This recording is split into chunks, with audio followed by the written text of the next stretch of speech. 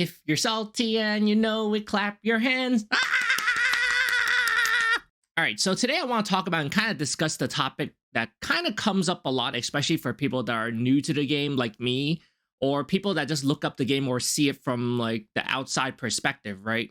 And the common question is a lot of people ask and think about is Weiss Schwarz a game of all luck and no skill? And I'll be honest, when I first started the game, I did feel it was very luck-based when I first started playing, just because of the fact that whenever I took damage and whenever I dealt damage, it felt very, very random in regards to how much damage I was dealing and how often I was canceling damage or my opponent was canceling damage. And if you don't want to go through the whole video, the TLDR of it is, no, the game isn't purely luck-based, and there is a lot of skill that can be involved if you chose to do so. And kind of a counter argument to this is that if it was purely luck-based, there would be no consistent topping players, right? It would just be completely random. And as someone speaking from experience of consistently sucking, I can tell you that if it was purely luck-based, then I wouldn't be losing so much and so consistently, right? And then let me give an example as to why some people feel like the game is very, very luck-based, right? So let's just say you're about to take, I don't know, 8 damage, and you're like, okay, the only way to cancel it is to hit a climax, right? Easy.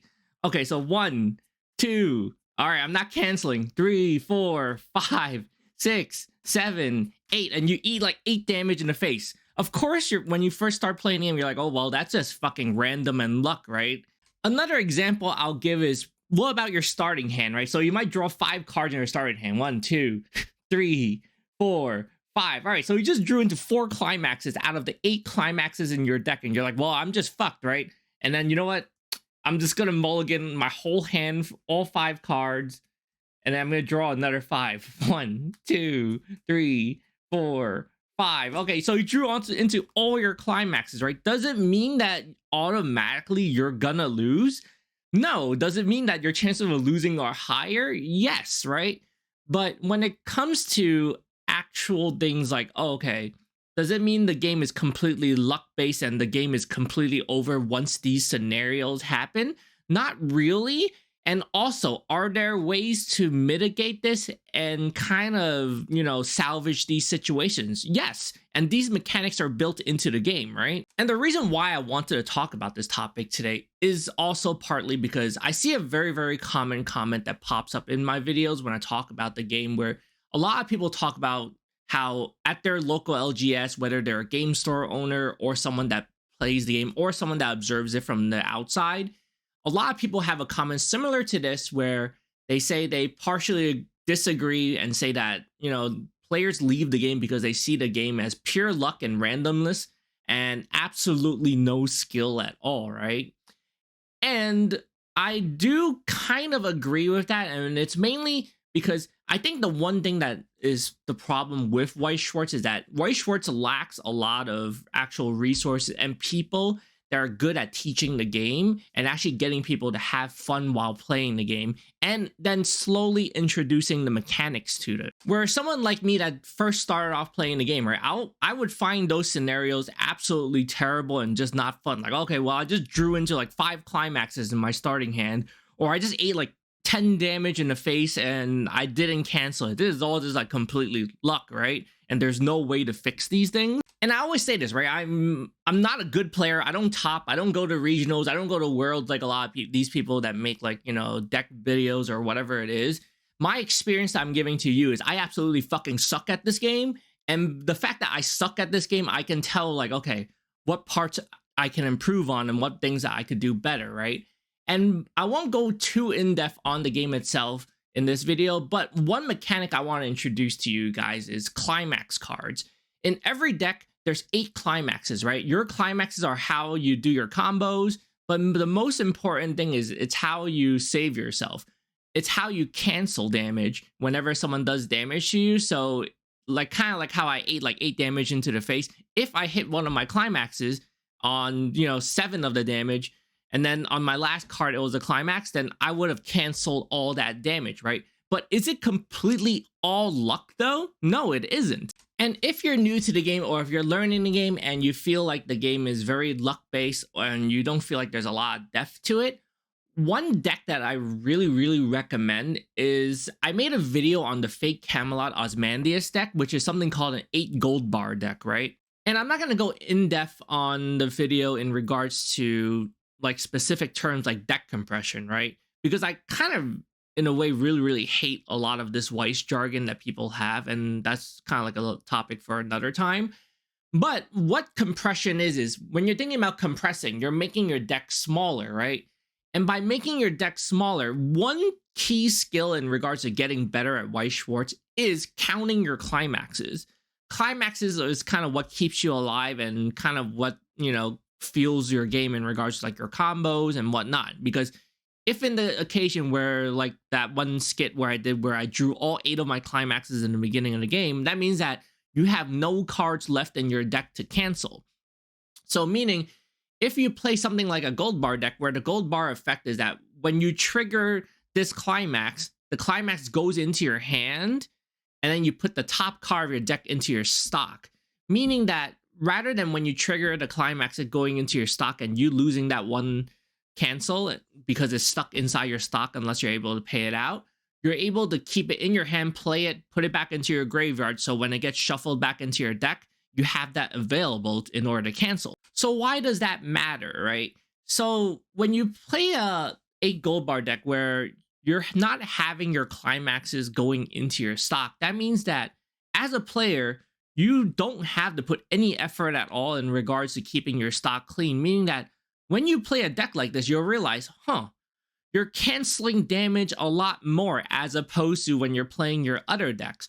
Why is that, right? It's because when you go from starting to play the game and then going towards playing the game more, you'll realize, hey, there's a lot of nuance to this where if I keep track of all my climaxes, where I know how many cancels I have left in my deck, as well as if I keep track of my opponent in regards to how many climaxes they have, that means that I know pretty much when my opponent's going to cancel the damage and when I'm going to cancel the damage, so I could plan accordingly, right?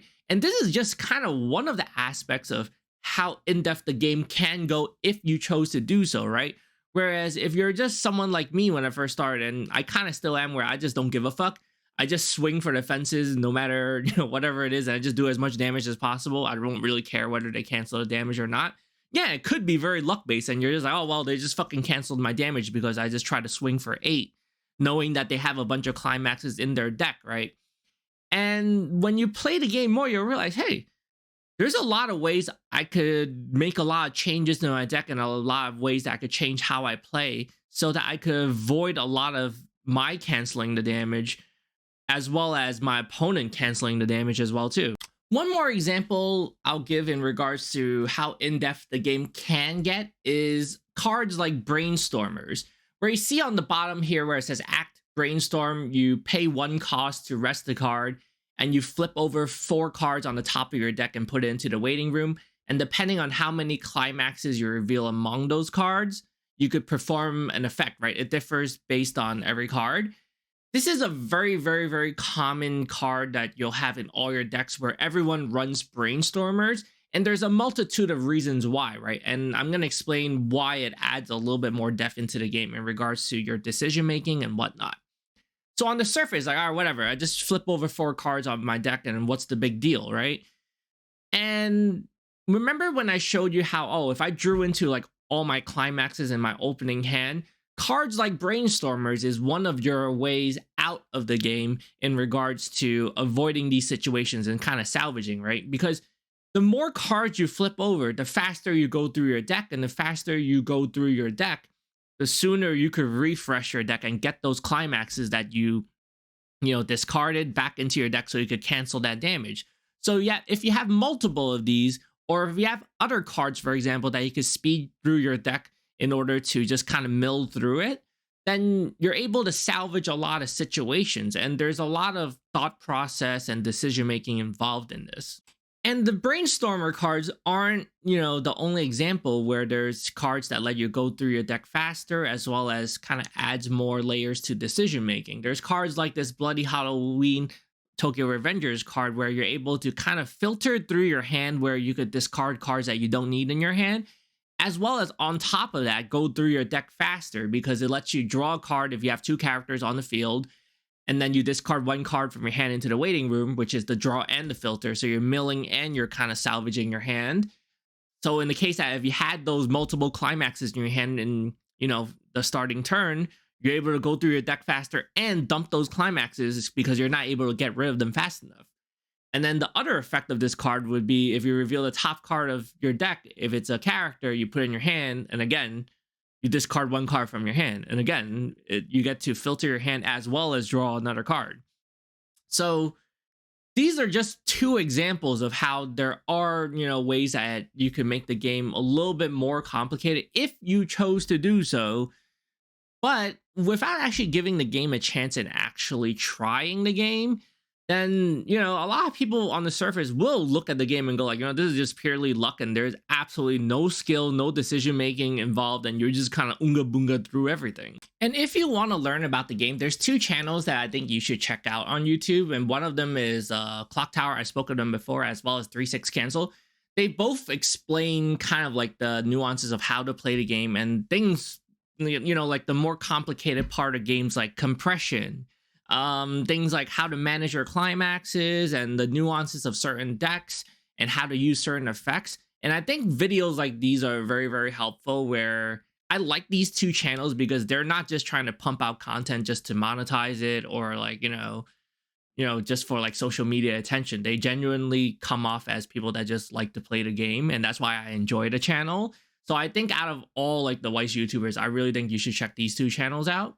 And they're kind of like the channels that I checked out when I first started learning the game as well too. And I'll talk about this topic another day, like I said, but if you're the type of person where a new player comes into the game and they ask you, they want to start playing the game or what kind of decks they should play, you start throwing out terms like, oh, you should play 8 Standby, 8 Mountain Dew Barbecue, you should play, I don't know, like whatever, like complicated deck, like Tokyo Revengers, Dual Laners, and all this other bullshit.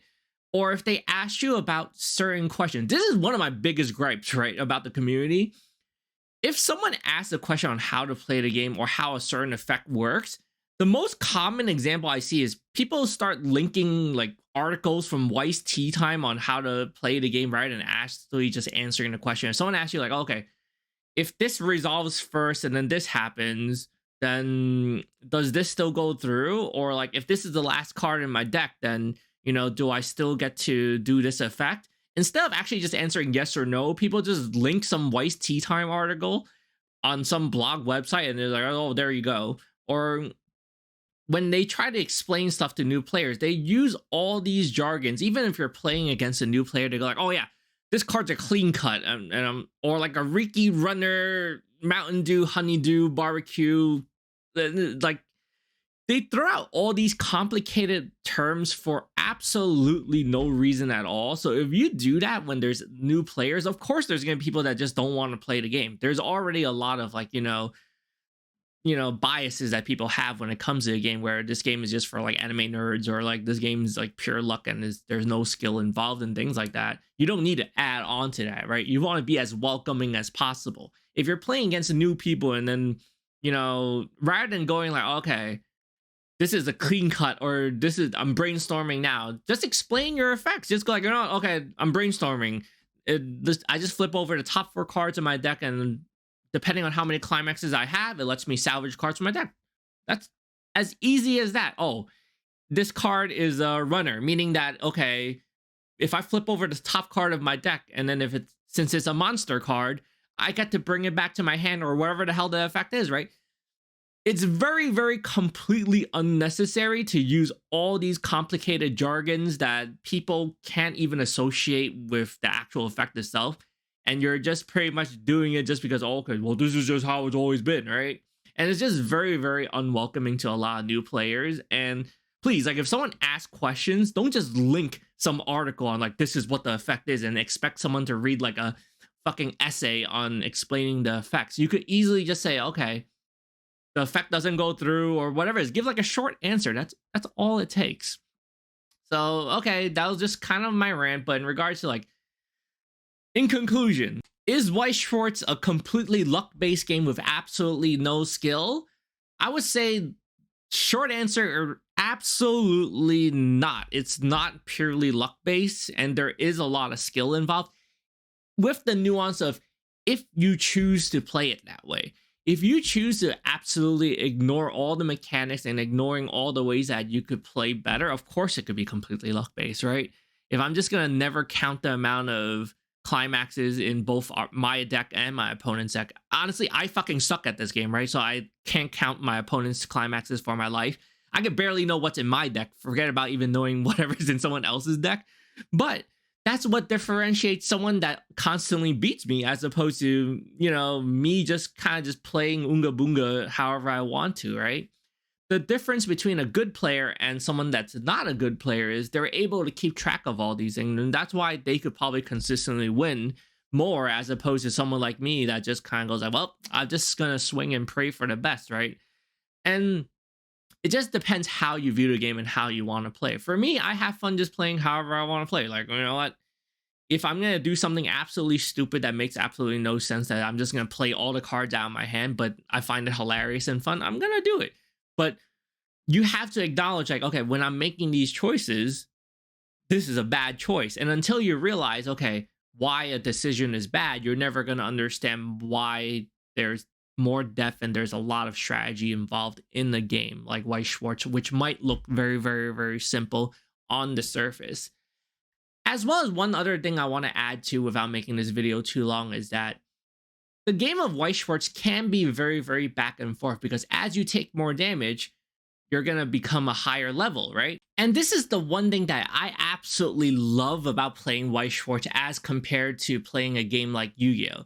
Weiss Schwarz has like a comeback mechanic where the more damage you take as the game progresses, you're able to play higher level characters. So I could be absolutely losing the game, and then, you know, my opponent could be level 1, for example, right? And then I'm like level 2 or 3, and then I start playing down my Lion Kings. As you progress higher in level and you take more damage and you're closer to losing, the stronger the cards that you could play. Whereas opposed to a game like Yu-Gi-Oh, where you're being as oppressive as possible. And most games, honestly, let's be honest here, right? Most games end within the first few turns, and you already know whether you're going to win or lose. And it's very, very, very hard for you to even make a comeback in a lot of those games, where certain card games are very, very, very oppressive, where if you're losing, you're just straight losing. And if you're winning, you're just going to win more. As opposed to Weiss Schwarz, where if you're losing, you could be like losing the whole game, and then when you reach your level 3, which is your strong card that has all these combos, you could make a comeback, and that's why it feels luck based, right? But at the same time, that's why I love the game, because it never feels oppressive. If you're a new player, you could suck at the game or whatever it is, you could be losing, but at the end of the day, when you're losing, you're still able to drop your favorite cards. Like, oh, if I'm losing the game, I'm still able to pull off, you know, dropping a Lion King onto the field. And then, you know, I could make a comeback. I could not make a comeback. But at the end of the day, I could still play my favorite cards and do a cool effect that could potentially change the game. And I think that's the part of Weiss Schwarz that I love about the most. It's casual. It's very, very fun to play. And compared to other card games that I've played, I never feel like it feels absolutely awful to play the game. Where whether I'm winning or losing, I'm still having fun playing the game. Whereas opposed to a game like Yu-Gi-Oh that I just can't get back into, when you're losing, you're just losing. You might as well just sit back and go like, well, there's no chance in coming back. But in Weiss Schwarz, like, you can still do a lot of things on the field, and there's always a bunch of changes that you can make in the game, even if you're way behind. And that's what I love about the game. But yeah, that's it. Thank you guys for watching. I hope you kind of enjoyed my rant and my video.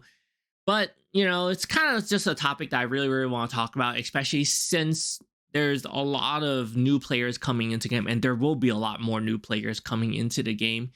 And I honestly feel like there's a lot of those like expert videos out there, but I also feel like there needs to be a lot more representation of more casual people like me that just kind of don't give a fuck and just want to play the game and just want to have fun playing the game, right?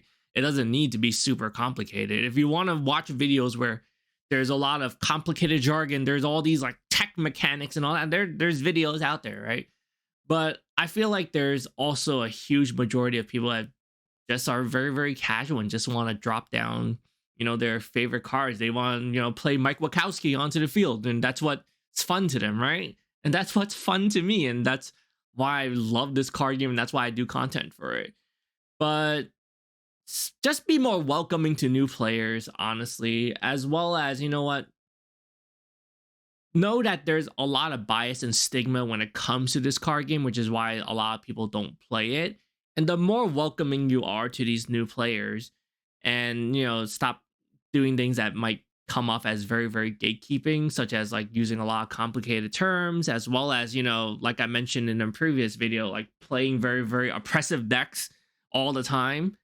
Just remember how when you first started the game, no matter how long you've been playing it, just remember to have fun. And that's the most important thing, right? Having fun. All right. Thank you guys for watching, and have a great day.